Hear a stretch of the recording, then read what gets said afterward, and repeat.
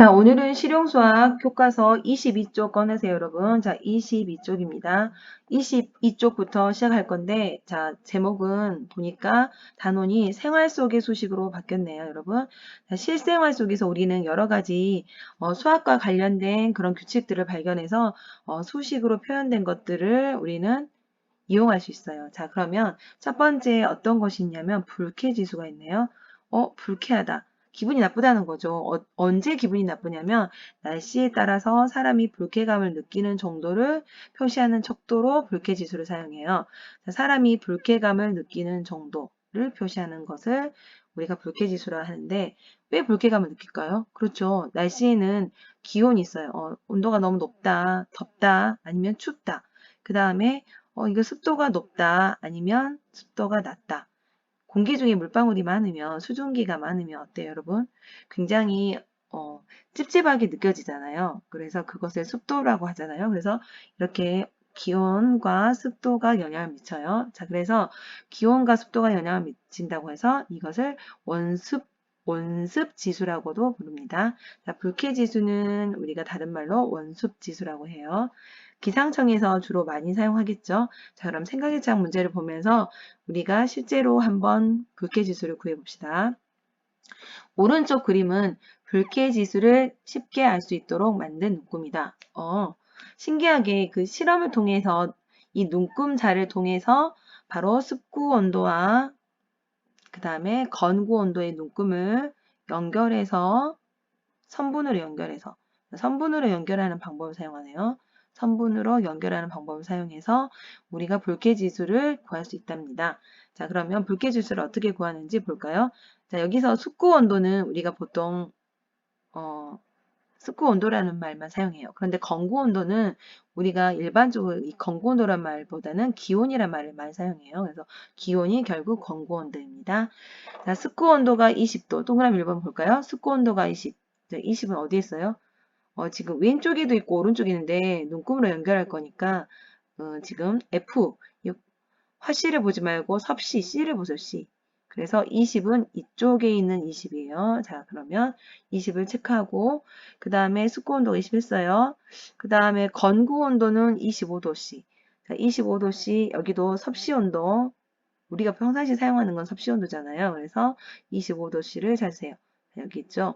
그럼 습구 온도와 건구 온도의 눈금을 체크했으니까 자, 이제 연결을 해봅시다. 자, 반듯한 일직선으로 연결을 해봐요. 조금 더 잠깐만요. 선생님 다시 지우고 갈게요. 좀 굴곡이 생겼어요. 다시 해볼까요? 이렇게 연결해야겠죠. 이렇게 했더니 대략 이 눈금을 지났는데 이 눈금이 어느 정도 되는 것 같아요? 그렇죠. 약 73도 정도, 73 정도 되는 것 같아요. 이 눈금이. 그래서 불쾌지수는 얼마라고요? 불쾌지수는 73이다. 약 73이다. 약이란 말을 써줄까요? 정확한 건 아니니까. 자, 그 다음에 건구 온도가 31이고 이번에는 좀 구분하기 위해서 색깔을 다른 걸로 해볼게요, 선생님이. 초록색을 할까요? 건구 온도가 31이다. 그러면 건구 온도에서 찾아요. 31. 31은 이 정도 되겠네요. 자, 그 다음에 불쾌지수가 이번에는 80이네. 불쾌지수가 80이에요. 불쾌지수는 어디에 있을까요? 자, 불쾌지수는 이쪽 가운데에 있네요. 80. 자, 그러면 이 두 눈금을 연결해서 연장선을 계속 그어요. 그러면 이 두 개의 점을 연결하면 이렇게 선분이 되잖아요. 그것을 계속 연장을 시키면 직선이 될 거예요. 그러면 어느 정도 나온가 볼까요? 이런 식으로 가겠네요. 이렇게. 그렇죠? 계속 연장을 시키면 자, 어느 정도 될까요, 눈금이? 자, 20에서 한 칸, 두 칸, 세 칸, 네 칸. 약 24 정도 되는 것 같죠? 그래서 여기는 약 24, 약 24 정도 되니까 습구 온도는 어떻게 될까요? 습구 온도는 약 24도씨가 되겠죠? 온도니까 단위도 도씨라고 써줄게요. 자, 그러면 이런 식으로 계산을 했는데 매번 이 눈금을 연결하는 선분을 그었더니 선생님처럼 어때요? 약간만 굴곡지게 그리면 정확한 값이 안 나오잖아요. 그래서 우리는 정확한 수치를 구하기 위해서 공식이 있어요. 많은 여러분 수학자들이나 과학자들이 여러 가지 통계치를 내서 만들어 놓은 공식이겠죠. 자, 그럼 볼까요? 색을 이제 바꿀게요, 선생님이. 이것은 원래 우리가 사용하던 파란색으로 합시다. 온도계의 끝을 천으로 싸서 그 끝을 물에 담가 놓은 습구 온도계. 온도계의 끝을 천으로 싸서 그 끝을 물에 담가 놓은 습구 온도계라네요. 자, 습구 온도계를 어떻게 만든지 이제 알았어요. 일반적으로 온도계의 눈금이 나타내는 기온. 일반적인 온도계는 우리가 뭐 순 온도계 같은 거 있잖아요. 일반적인 온도계는 바로 어때요? 우리가 기온을 나타내는 거잖아요. 그런 눈금을 나타내는 기온보다 항상 낮은 온도를 나타낸다. 습구 온도계가 일반적인 온도계에 비해서 조금 키울게요. 자, 습도가 매우 높은 공기에서는 온도계의 눈금과 습구 온도계의 눈금이 거의 일치하겠죠? 습도가 높을 때는 별 영향이 없어요, 서로.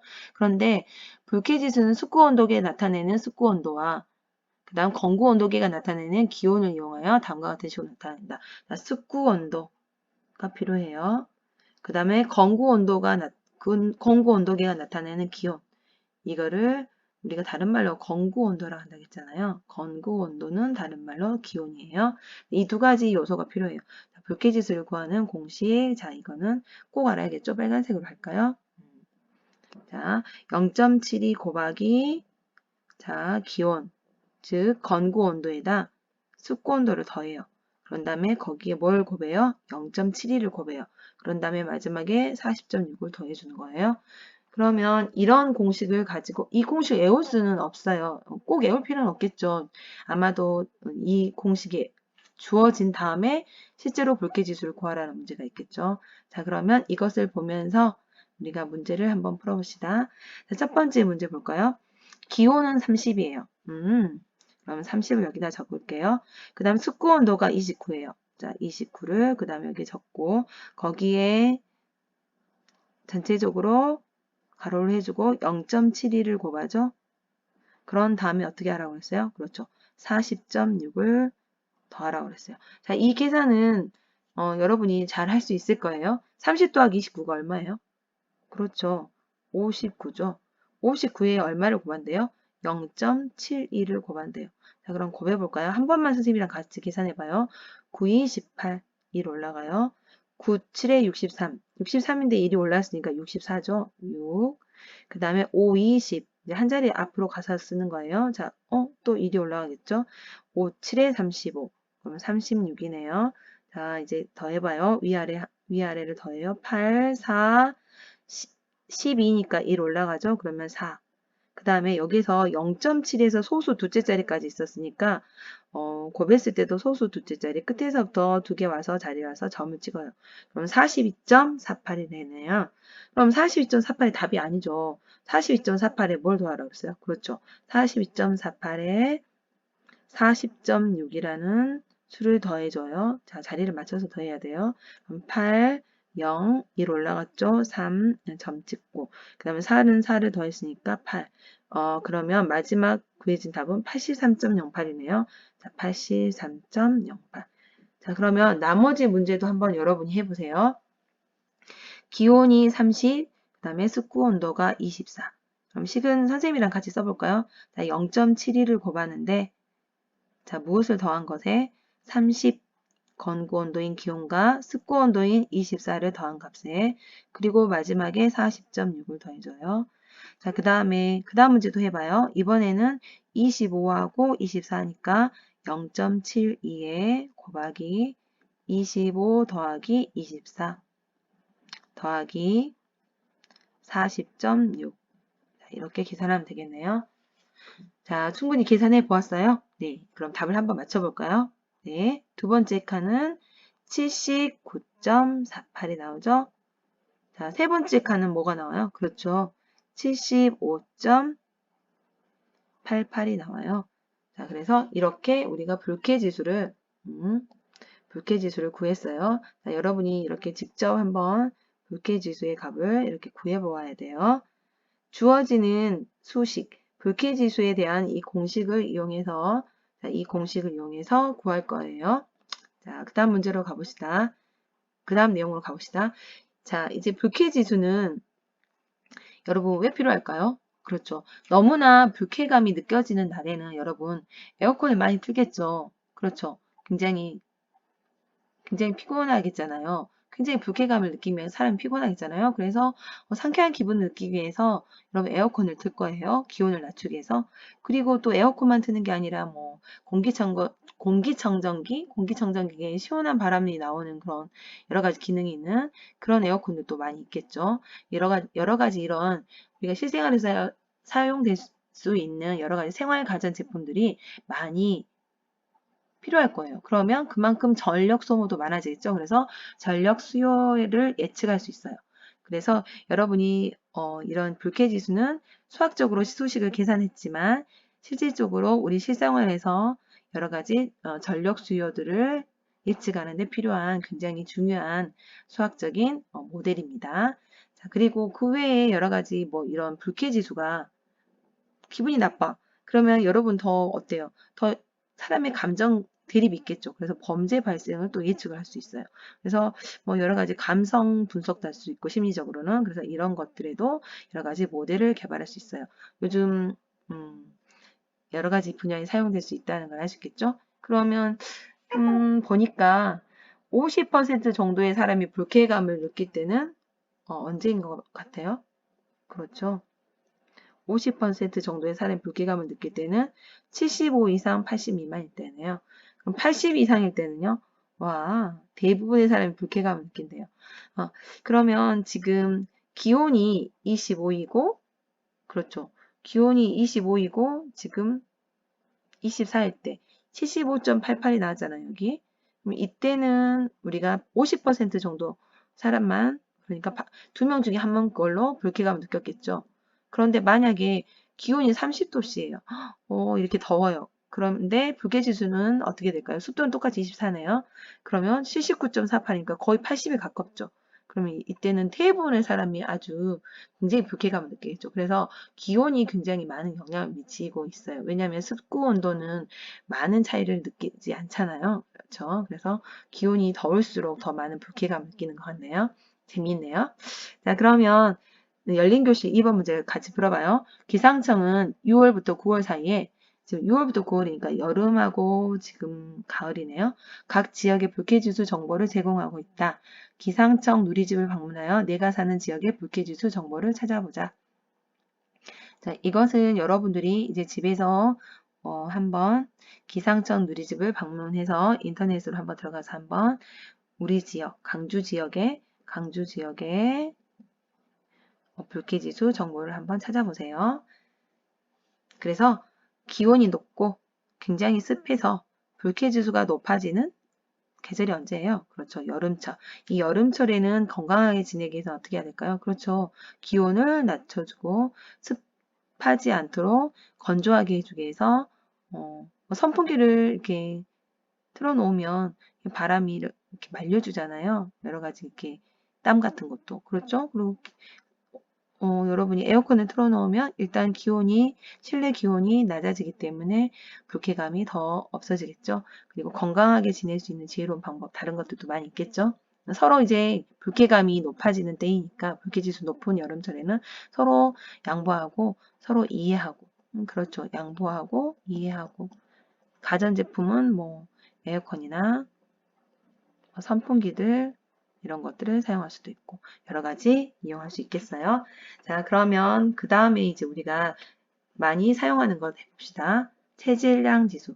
참 재밌겠네요. 자, 체질량 지수는 선생님이 참 관심이 많은데 체중, 몸무게라 하죠. 몸무게. 자, 몸무게. 몸무게는 우리가 보통 몇 킬로그램이냐 이렇게 하잖아요. 키는 몇 미터냐 이렇게 하죠. 그래서 이 몸무게하고 키를 알면 체질량 지수를 뭐라고 그래요? 체질량 지수를 약어로 BMI라고 해요. 그래서 BMI라고 하는데 이 BMI는 그냥 중요하진 않지만 뭐의 약자일까요? 그렇죠. 바디. 몸이의 몸, 바디, 매스, MASS, 그 다음에 인덱스, 그렇죠? 인덱스. 그래서 이것을 나타내는 지표예요. 체질량 지수죠, 지수. 체질량 지수예요. 어느 정도 이렇게 몸에서 어느 정도 질량을 차지한 질량이 있느냐 이것을 나타내는 지수라는 거죠. 자, 체질량 지수는 건강 정도를 알아보는데 가장 보편적인 지수이다. 건강의 정도를 알아낸대. 왜 그럴까요? 그렇죠. 우리가 가지고 있는 이 몸에서 바디에서는 몸무게하고 키를 보면 우리가 그 비율이 어느 정도 표준에 맞춰져야 되는데 지나치게 몸무게가 많이 나가거나 지나치게 키는 큰데 몸무게가 적게 나가거나 이런 사람들은 건강에 적신호가 오겠잖아요.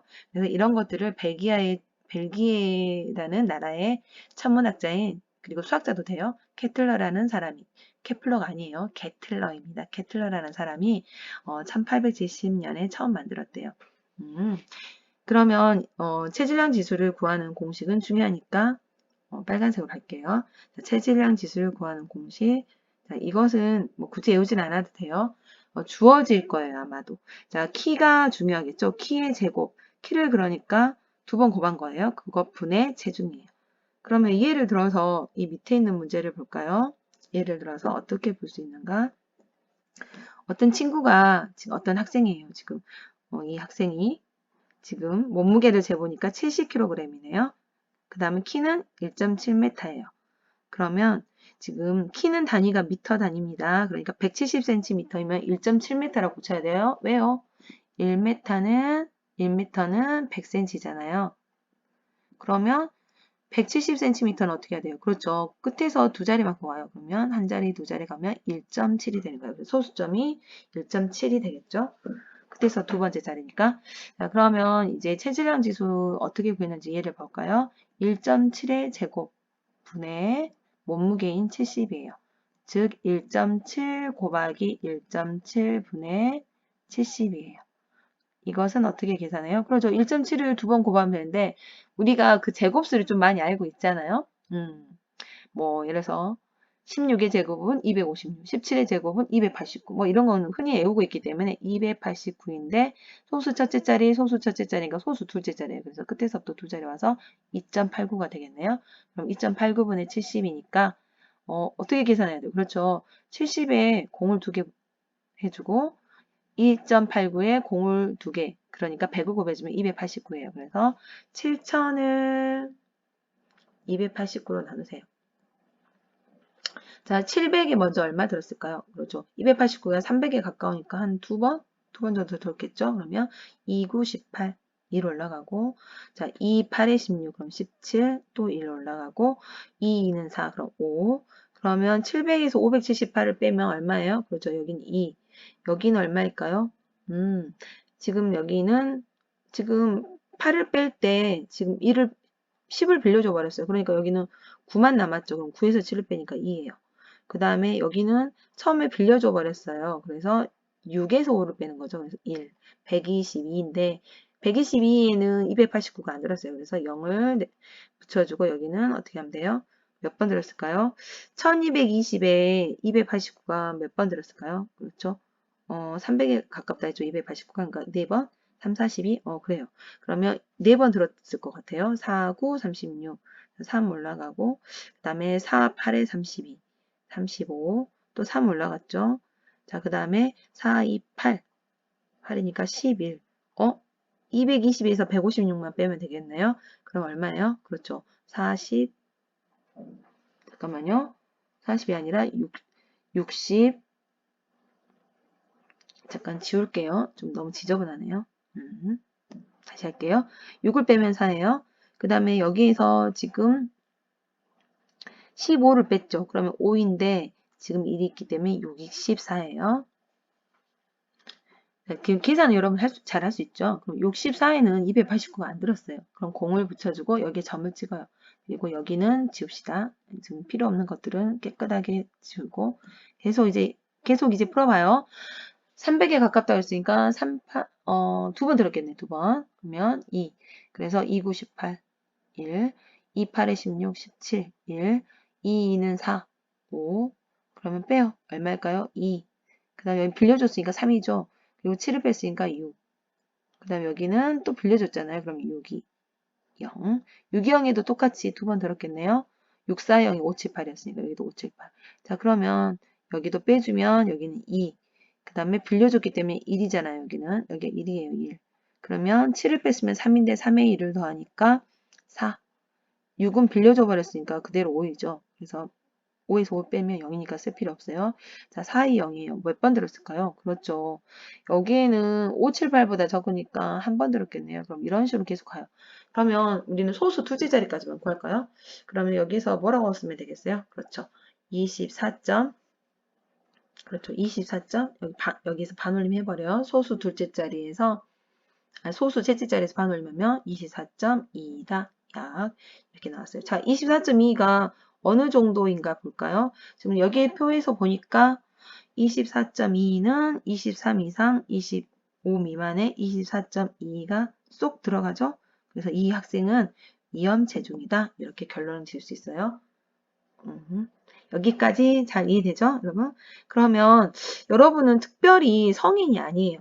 그래서 성인과는 달리 연령에 따라서 체질량 지수 기준을 이용하여 성별과 연령별로 비만을 진단하는데 특히 2세에서 18세까지 계속 성장하는 시기이기 때문에 이 사이에 있는 2세에서 18세까지 사이에 있는 사람들은 성인과 다른 체질량 지수 기준을 이용해서 진단을 한답니다. 자, 그럼 아까 24.2였는데 24.2가 어느 정도예요? 자, 여기죠, 여기. 24.2니까 여기가 26이니까 가운데가 25잖아요. 이렇게. 그러면 24.2는 이 정도 되겠죠? 그럼 이쪽에서 쭉 가볼까요? 이렇게 쭉 가면 여러분도 책에 표시하세요. 가면 어때요, 여러분? 가면 지금 이 학생이 몇 살이냐면 지금 고등학생이에요. 그래서 17세거든요. 17세의 남학생이에요. 그 남학생이에요, 남학생. 그래서 지금 여기에서 찾는 거예요. 여기 여아는 아니고. 그럼 17세하고 이렇게 만났겠죠? 이 만나는 점, 이 교차하는 점이 뭔가 봐요. 이렇게 쭉 옆으로 가봐요. 그러면 75하고 85 사이에 있는데, 75하고 85 사이에 있네요. 그러면 85하고 75 사이에 있어요. 약 그러면 얼마일까요? 가운데 있는 뭐 80 정도라고 볼까요? 약 80 정도? 이렇게 약 80 정도라고 보면 자 밑에 봐요. 80 정도는 약 80 정도는 어디에 들어가요? 그렇죠. 체질량 지수 100분위수가 기준이 되는 100분위수가 어떻게 돼요? 85보다 작아요. 그래서 정상에 들어가네. 아까는 약간 우리가 위험이었어요. 자, 다시 돌아가 볼까요? 지금 위험 체중이었었는데 위험 체중이죠. 그런데 이번에 100분위수 기준을 이용해서 했더니 남학생 17세 남학생을 기준으로 봤더니 정상에 들어갔어요. 이때는 그 24.2 정도의 체질량 지수 나온 게 정상이구나. 그래서 난 정상이네. 걱정했었는데 정상이네. 이렇게 상황이 달라졌어요. 자, 이것은 여러분들이 이제 좀 관심을 갖고 한 번씩 해보세요. 자, 오늘은 여기까지 하겠습니다.